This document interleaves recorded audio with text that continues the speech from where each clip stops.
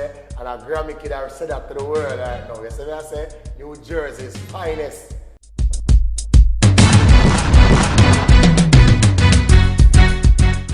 Being a DJ is not hard, but it really takes a lot of hard work and dedication. You know what I'm saying? A lot of people feel that just play them girls and play music.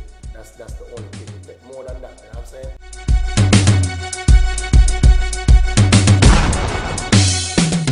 I'm in the business quite a while now, from youthful days, like around 7, 8. You know what I'm saying? I mean, my father used to hang with Shabba Ranks them around a jamming studio, and you know what I'm saying, a Waterhouse, and Joe me was my only child from my father at that time. And my father used to walk with me to a studio, and you know, so it's like, I'm there around artists and I'm there around them from a young age. And while growing up in school, I had this name, them give me this name called Shabba, because I have a hairstyle where cutting at the Shabba hair, you know what I'm saying? And it's like, I get the name from this, so, and the name just stay with me. They end up going to high school, and a bunch of my high school friends, I got so popular in a school because, you know, Shabba is a name where it stick, and them have to fit them on stage, I do my thing, and I used to DJ before I actually take up the selecting thing seriously. I mean, I used to love it, but it wasn't something where I need a career for like how I used to voice, you know what I'm saying? So what it was now, I got so popular in high school and my friends them say, yo, Shabba get the Grammy, you know. See, everybody has to Shabba, just change the name and switch it to the Grammy.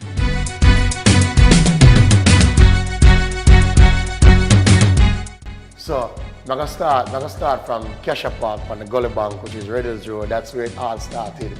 When you have this song called Cupid, I have another one on the Gully Bank called Magic Touch. So you find, say, you know, Noah, which is another competitor also, but he's also a good friend, you know what I'm saying? Me and him, we used to come from the same place. It's like one gully park, the two of us. Him live at Red Hills Road and me live at Kesha Park on the Gully Bank. So Magic Touch, we used to have a stage show down there every Monday night, where it's a talent show where everybody come show off them talent. So Noah was like the most rated on his end of the Gully Bank. So he always had his supporters and I always had my supporters. But the show kept on my end of the Gully Bank. So you find every Monday night we used to attack, like the Tuesday morning we always attack who get the most forward and who bust the place the most and who are the most hypest. And there's always been an ongoing thing in the ghetto between me and Noah. You know, there's other DJs to make I mention Chris Cross and Stone Love and Jet Li. You know what I'm saying? All of those people are people who come from out of one area where I live in. So I used to all of them things. And then me and Noah, the competing thing started to get out of hand because Ricky Trooper just built him Sound Trooper. He used to stay in the lane too, but he wasn't from there. He was just dating a girl in the lane, and he was still playing Kilimanjaro at the time, and then he said he was starting his own sound and he was seeking selectors. You know, so one day he listened to me and Noah, and then he was like, yo, you know, so them two you that bad. Them not for the pan, them not for compete, you know, them for the pan one sound. I think if I bring them together, it's gonna be like a force field. And then Trooper, you know, brought me to the camp, and that's where, you know, we really, because at that point, you know, I was friends, but we were more competitors at the time, because we were trying to keep up with him and run him side of the banks and me I run my side. But can't make Noah come in on my side and, you know, on my side of the banks and I go like, you want to take the shine. No. So you find, you know, but when we go up on one sound, it was equality. Boom, within less than a year, we had visas and we're traveling and we're exposed to America and, you know what I'm saying, get the exposure. First place to play was a place called the Warehouse in Brooklyn when Tony Mataya and it was the launch of Sound Trooper. That was a crazy experience because when me and Noah find out so we was coming to America, it's like we move out of the lane and pack up a suitcase and everything. I said, yo, I got fired and we now come back. And it was so coincidental that when we got to the airport and checking in on the American airline, we noticed something was wrong with the visas. I mean, it was nothing complicated, but it was something that it had to be addressed in Jamaica because we couldn't leave because what it was that remember, you know, we done hype up ourselves and say, yo, I got fired. Yeah, I got fired. So got to the airport now and Norman Manley and I check in and boom, boom, boom and everything. It was a Friday. I never forgot that. And the lady pointed out that the visa, Noah visa has my photograph. And in my visa, it had Noah's photograph. Same name, the name is everything or whatever, but the photos are just, they mixed them up when we went to the embassy for the interview. So, after we know so we not got foreign now, like we couldn't go back in the lane because everybody knows a Grammy kid and know I got foreign, you know. So, we were so ashamed and no pride or whatever.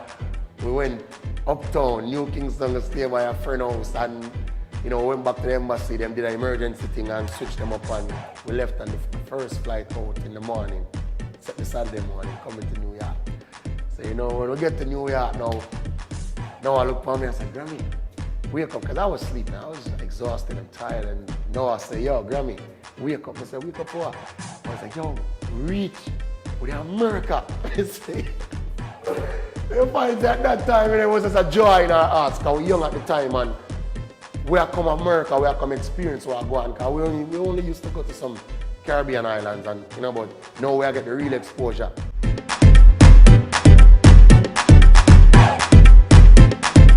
The last time I played Jamaica was a year ago.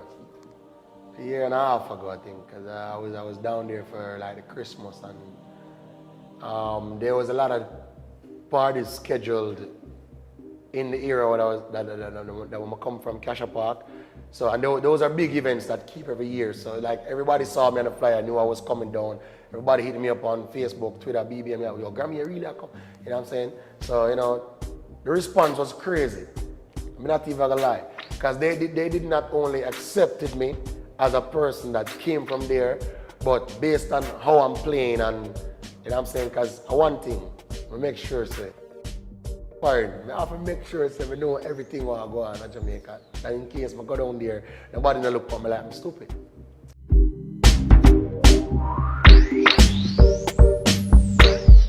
This business comes with a lot of things. It's not only just the DJ that you have to worry about that's competing.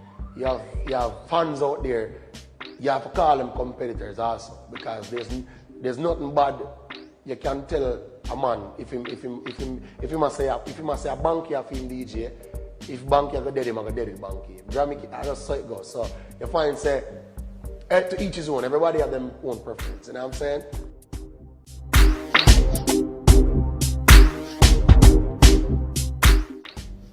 Let me tell you how me view the Clash thing. I am a Clash DJ. If I get to really sit back and prepare myself for a Clash, everything dead. Because I don't have that mentality already. The thing is, a lot of people don't view Clash like, oh, probably me would do it. With me, if I make plans, I prepare myself for a Clash, I'm going to put my heart in it. You see me? There's been times when Clash come my way, and when me started to do what I was designed to do, where a Clash is concerned, people get offended and they take it personal. At the end of the day, it's not like that. You know what I'm saying? I mean, Trooper was a person with Deron, which is a well-known Clash selector. He took things a little bit personal too, but based on what I learned from him and other Clash DJs that I am friends with, you know what I'm saying, like Mataran and Squingy and Firelinks and who else? I can't say Cinemax to GX, you know what I'm saying, because there was one time when there was a clash with Sound Trooper and Cinemax, and GX said quite a few things that Trooper took personal. So I didn't just go by pointing at one person. I take a little bit of here from Trooper, take a little bit out of Mataran book, take a little bit out of everybody and see where it really is. Because Mataran could have just done Clash a while ago and chop off one another neck. Him still love you. Trooper, you want him to clash and he hate you for life. Worse if he never win. I'm saying, it's not like me I talk against him, but it's just that him see it different. No, me couldn't condition myself like that because me don't want nobody to really hate me like even if, say for instance, I'm a competitor that they never really overthrow in a clash or they never had a good night as to winning me in a clash. but me don't want nobody hate me like that. Me don't want to have up nobody, no. Not because that person that defeat me in a clash. Me I go work my hardest to try to beat them, but me not go, you know what I'm saying? That's the only part of it me don't like. So that's why I just stick to juggling. So to me, right now juggling pays more to me. Yeah, I'm making a killing off of just juggling right now. So you find, say, the clash thing, it in season here and there every now and again, but juggling never stop. I play 7 nights a week. Juggling, clash thing, I have to prepare myself for one particular event. And a lot of these promoters, the only person who really kick out money like that for a clash is Irishandchin.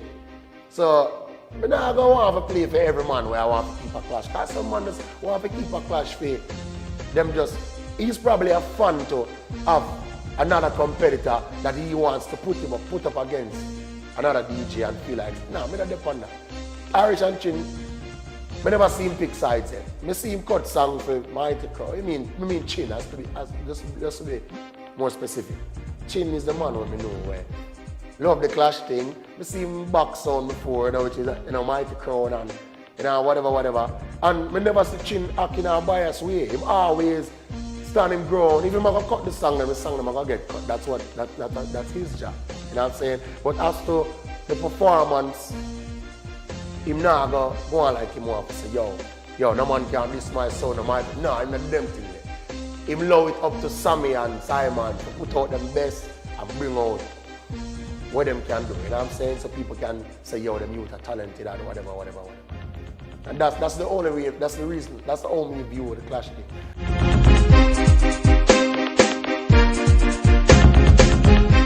Clash, I forgot Jamaica. Can a man can't voice no dub send come give me. Me no depend that. You see me I say that's why all of my dubs them sound like they were done after the 45 was done. Because I know the 2 voice thing, I know the pan voice thing. The man can't splice a song come give me. I learned that Chupa teach me that. Never use play a splice song. See, I see Panther play splice song power all the while still. You know what I'm saying? And then him try to act like say and a splice, but we know that splice. You know what I'm saying? But as I tell you, I don't want to focus on a clash if it's not gonna be from a diehard clash promoter when I know say, if I say yo, I forgot Jamaica, so I have to look on when I charge him or whatever, so I can plan my thing around that. Because certain artists, you have to go to Jamaica go bleach on them. You see me? I see me sleep an artist yard. An artist run up and down guard, but Banky I can tell you, because I was in Jamaica at one point and artists hard to find.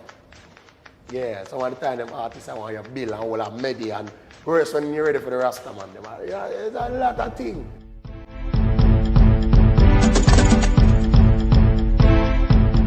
I remember the first World Clash I played, man. Never fail. Right now I have that tape there, everything put on, you know what I'm saying? Yeah, okay, I represent World Clash like 2 years there. Chin, remember Chin did fly with you and thing. There was 1 year where I saw winnings, because Chupa, we didn't sleep any at all in Jamaica. Like we literally sleep at our studio. Them time there was no CDs or Serados or anything like that. I dub played. And me and Chupa were dead and we cut, we dub them every tune with them voice and we switched them round and counteraction and all that stuff. So we did the groundwork and we came up and that year in particular, the first year it was good, but that year in particular I was sure I was going to win because the people was hungry for Ricky Chupa. Sometimes he was signed to this company called Go the Keys or something like that. There was a sponsor behind the sound and like we come up on Chupa by the announcement of him coming out to do what he had to do or what Sound Chupa had to bring to the table for the people. And the response I got, I felt so overwhelmed and I was like, it's a good look, But we did well and then Chupa, he prepped me, he prepped me through the whole time because I was the mixer. And then I wasn't even a great MC on Sound Chupa yet. I was just the mixer. I was the big gun. So say when Chupa killed the sound, I mean it, and a whole heap of sound we killed together. Whole heap. So the night there, I just think Chupa got a little bit carried away. I'm a boss, I love him, I respect him and everything, I'm saying, because I can't forget where I come from. And now I will never be ungrateful. Ricky Chupa, he met me there where I'm there right now. I'm saying? So I have to give thanks. But that night there, him could have really have the victory that night there, World Clash. I don't remember what year, I think it was 03. Or 03, 04, somewhere around this. And then he asked me to play a song. He was doing quite fine. He was playing the Junior Biles Fade Away. And on the rhythm, he said to me, he want no massive left right, the Ben Washington, Jah Glory. He wanted me to, I said, Trooper, the song play. Now you find throughout the whole time, Trooper was telling me that, Grammy as a Clash selector, the ears is the most valuable thing in a Clash. And it's something when always are ringing in my head. So my ears them always cock up like a rabbit. I make sure I play back the song. Good thing about it now, Mr. Trooper the song playing, there were several other guys there that came up. I think Chin had to buy tickets for them also, because they were in the camp or whatever, and them come up. And the guy said, Trooper, the song play, because Trooper was out there handling the crowd, and I'm the man behind the turntables. And the guy said to Trooper, Grammy said the song play, we can't play the song. And then him say, I hit my blood. Hit my hand, play the song, play it. And I ain't gonna lie, I just let it go. And big Amazura is. I feel the move from the door. And that dance was a ram, because as I tell you, that Clash was serious. That Clash there was a very serious Clash. And that tear down the wall of me. Like that, at one point it gave me the feeling like I don't need to do this anymore. And I'm saying, I was still young, I was out of school for quite a while, and I'm saying, I can do more of my life. I don't need for nobody come embarrass me, because at the time I wish Trooper would just be a man at the time and just say, him why we lose the Clash. He never tell nobody that.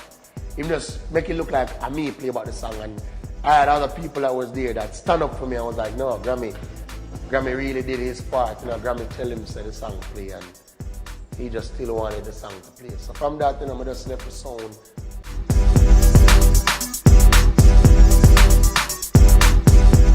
Back to Jamaica without even Trooper knowing, and still had the visa. Normally they would have go and they want to take the passport from me with the visa and everything, but they never come feed. That's when I wasn't just in Jamaica, not playing any sound. I was just trying to live a free life, you know what I'm saying? Going to asylum, going here, going there, mix and mingle. And there come, I was in asylum one night, and a sound owner from New Jersey named Neville Champagne. And the whole of Champagne movement was down there. A Mataran called me in, I'm a bus asylum in a two. Bus it, and Neville was like, yo, who are you there, whatever. That's how I never make contact. And like, I get that ticket like the same week, I come start play Champagne, and that's where the establishment in New Jersey came.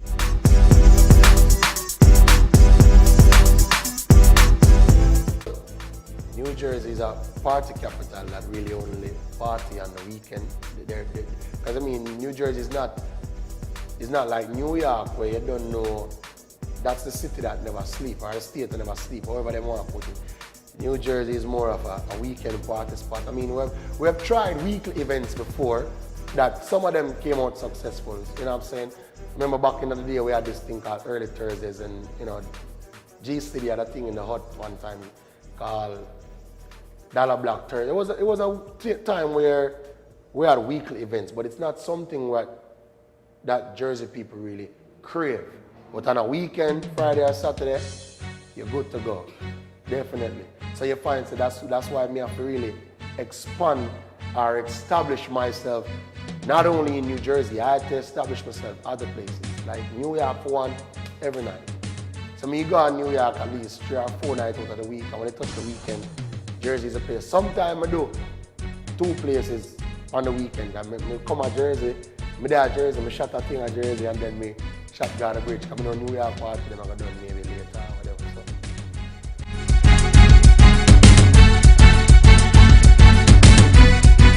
I like when the spotlight up on me. I like when I play and everybody there on, yo, Grammy kid have much of the play. That's the, you know what I'm saying? Because that's the talk. You have to keep that talk in the mouth.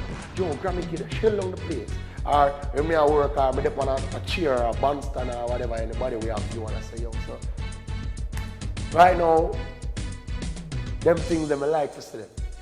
I like to get the response from the people then, because that help me to do even better, or it help me to keep it on the level.